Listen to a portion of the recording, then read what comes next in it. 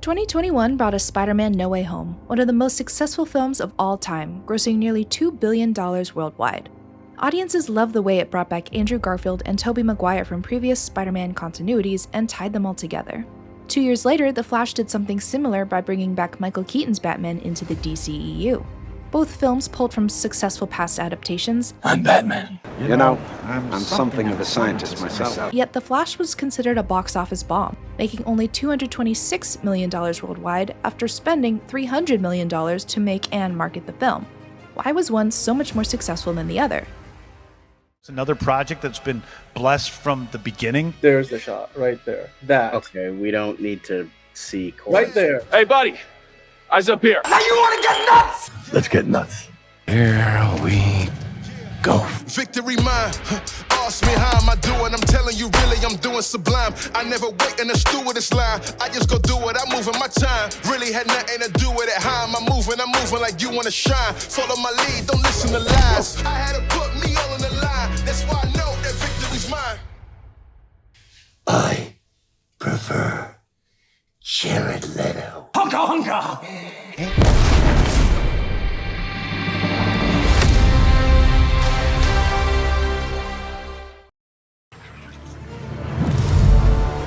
Well, first, the two films didn't really start out on equal footing. Crossovers between continuities is a relatively new thing, and can only really be done with characters that have histories as long as comic book characters do. This means that Spider-Man No Way Home and The Flash immediately seem very similar to each other and make us want to compare the two. That's not entirely fair though if you look at what each film had to work with. Peter. We're all called Peter. Peter Parker. Same again, we're all Peter Parker. For example, Google named Spider-Man as the most searched superhero of the past 25 years. No Way Home was the 8th live-action Spider-Man film, not including his roles in other MCU titles. On the other hand, The Flash was the character's first live-action film besides his role in Justice League. The average viewer knows a lot more about Spider-Man than The Flash, so the DCEU was already at a bit of a disadvantage. Of course, the popularity of Batman should have helped boost the intrigue, but it seems that him not being a title character wasn't enough.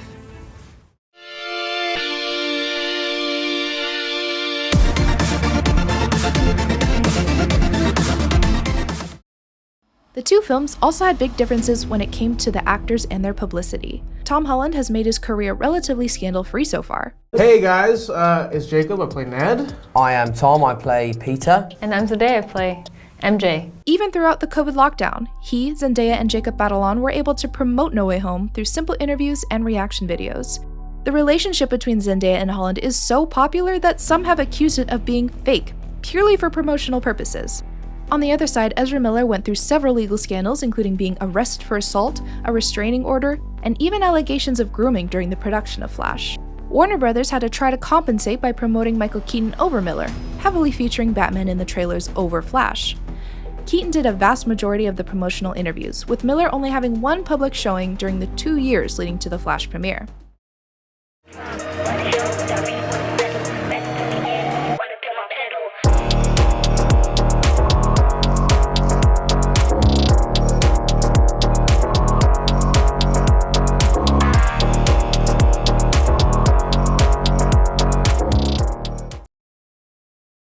Grant Gustin's portrayal of the Flash from the TV series is far more popular than Miller's.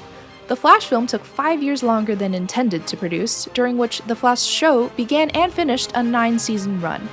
The film went through a series of writers and directors, coming and going due to creative differences, leading to a total of 9 years between the film's announcement and its final release. Not to mention, the DCEU's reboot had been announced only a few months prior. Suddenly, the Flash film had little to no importance to the continuity of the franchise. Spider-Man, on the other hand, was still riding on the high from Endgame in 2019.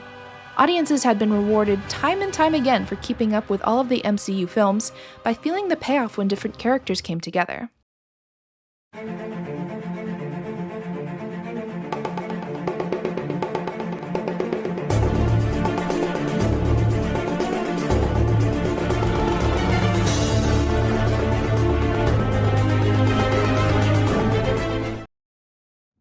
Likewise, Spider-Man No Way Home very successfully executed many of its character callbacks and cameos. He also tells me you're lazy.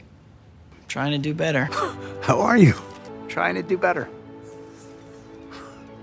Even Daredevil had his own fun little appearance. How did you just do that? I'm a really good lawyer. Tobey Maguire and Andrew Garfield recaptured their characters well, and their characters' individual personalities impacted the plot. When Garfield's Spider-Man caught MJ without snapping her spine and started crying, we felt how the plot from his past films were now intertwining with this one. Are you okay? Yeah. You're okay. Are you okay? Are you crying? No.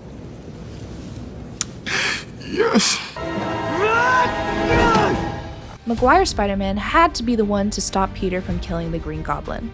The fact that Maguire's Spider-Man knew this villain and the pain he could cause added a lot of weight to his actions. We know he understands Holland's Spider-Man and can empathize with him. After all, they are the same person. Not only being able to call back to these two iterations of a character, but using them in meaningful and distinct ways lends to the impact that audiences felt when they showed up.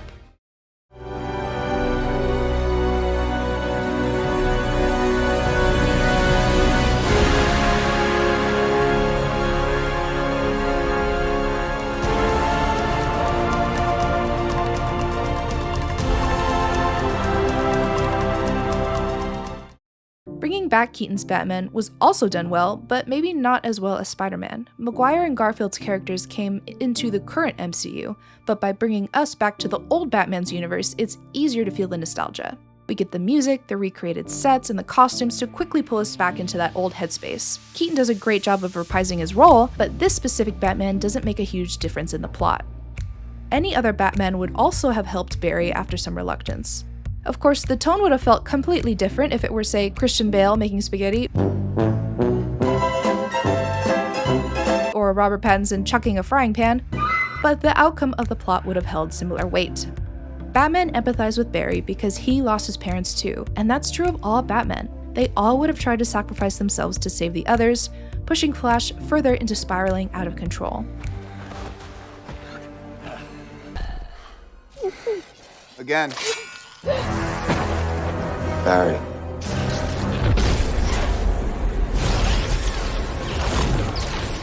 Bringing back Keaton definitely hit right in the nostalgia for many viewers, but integrating the different incarnations of Spider-Man into the MCU story was by far the stronger choice. All right, let's do this. Ready? Wait. I love you guys. Thank you.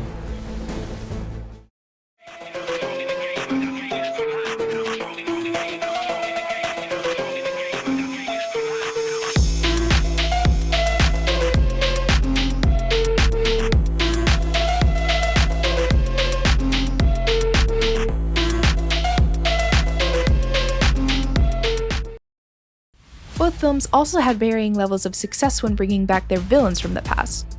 Spider-Man thoroughly explored the Green Goblin, Doc Ock, and Electro by showing us both their good and bad sides. These villains had developed and changed for the better by the end of the film. However, that left little time to explore the Lizard or the Sandman as characters, and overall they basically acted as placeholders to give us a nice group of 5 villains with varying abilities. Michael Shannon's return as General Zod in The Flash was, again, a very good reprisal from the Man of Steel, but his character was underutilized. Zod was important because of his connection to Superman and the interactions they had in Man of Steel. But since Supergirl replaced Superman in this universe, Zod lost some emotional sway with the audience. Kara only had half the film to both win the viewers over and make us empathize with her enough to share her anger towards Zod. The biggest emotional callback happened when Zod reveals that he killed Kal-El as a baby, and that is only revealed halfway through the final battle. Calm down! Of course, the Flash himself ends up becoming the true antagonist of the film, but that only adds to the lack of importance Zod has to the plot. Who am I? I'm Batman.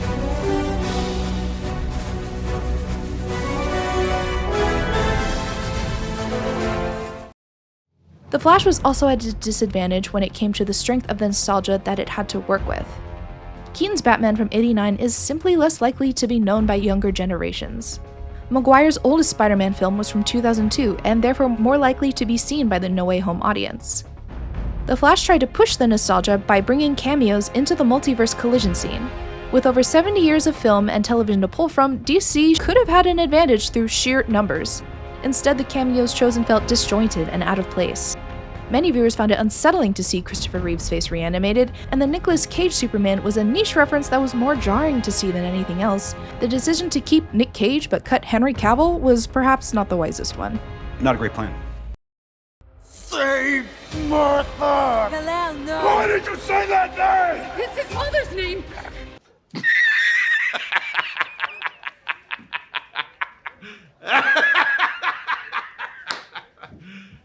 You serious?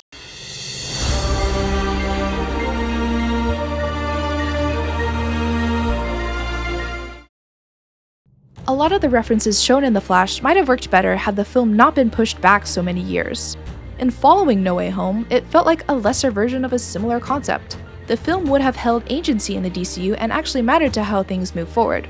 Some of the Ezra Miller scandals could have been avoided, and the press tour wouldn't have been so tricky. Spider-Man No Way Home is a bit more timeless and managed to thrive even through COVID. It didn't need to pull from past films because it would have been successful with any half-decent plot. Having a well-thought-out, nostalgic story on top of its solid foundation is part of what launched No Way Home into its $1.9 billion success.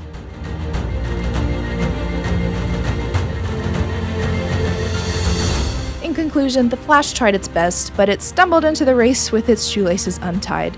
The film itself really wasn't bad, but it missed major opportunities that could have lifted the story to another level. Would that have mattered? Could a perfect story have saved The Flash from its numerous other shortcomings? Let us know what you think.